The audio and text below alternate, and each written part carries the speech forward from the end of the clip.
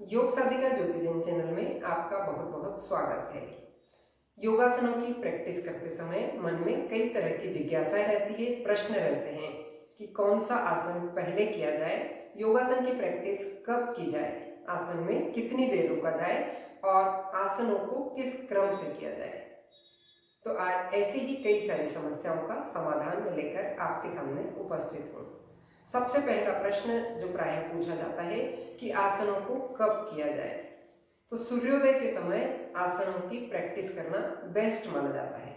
यदि किसी कारण से आप सूर्योदय के समय आसन को नहीं कर पा रहे हैं तो उसके कुछ देर बाद भी आप आसन को कर सकते हैं। आपका पेट पूरी तरह से खाली होना चाहिए। शाम को भी आसनों की प्रैक्टिस की जा सकती है, भोजन के 4 घंटे बाद।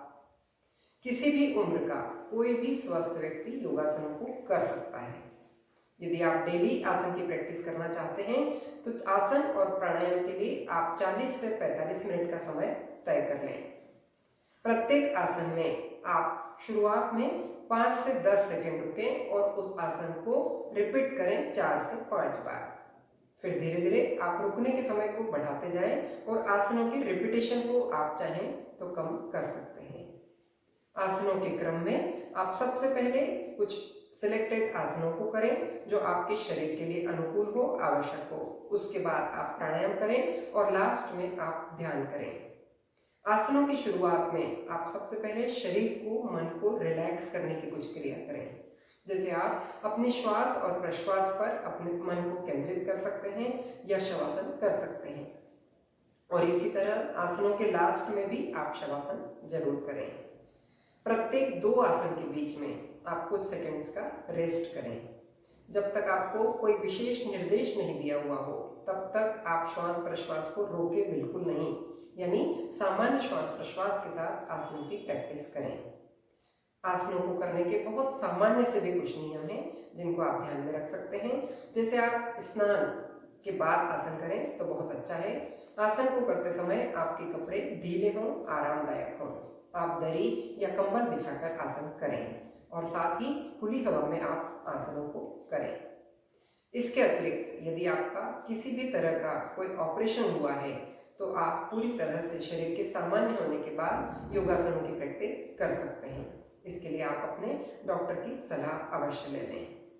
आसनों में आप किसी भी तरह के फोर्स को यूज न करें, यानी बल प्रयोग बिल्कुल भी न करें। आप कंपटीशन से बचें, बल्कि आप अपनी कैपेसिटी को ध्यान में रखते हुए आसनों की प्रैक्टिस करें।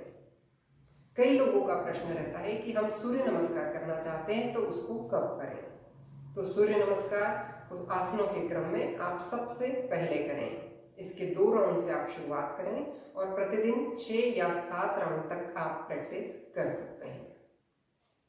महिलाएं पीरियड्स के दौरान पेट पर दबाव डालने वाले आसनों को न करें। साथ ही पैरों को ऊपर ले जाने वाले आसन भी बिल्कुल न करें, जैसे सर्वांगासन, विपरीत करणी, हलासन आदि।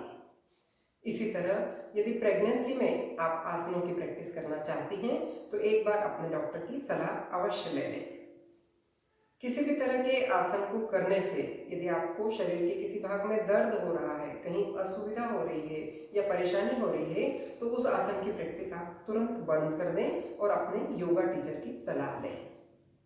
यदि आपको हाई बीपी है, उच्च रक्तचाप है या हार्ट के पेशेंट हैं तो योगा एक्सपर्ट की देखरेख में ही आप आसनों की प्रैक्टिस करें। तो इस तरह से बहुत सामान्य से नियमों को आप ध्यान में रखें और फिर आप योगासनों का नियमित रूप से अभ्यास करें और इसके लाभों को उठाएं। नमस्कार।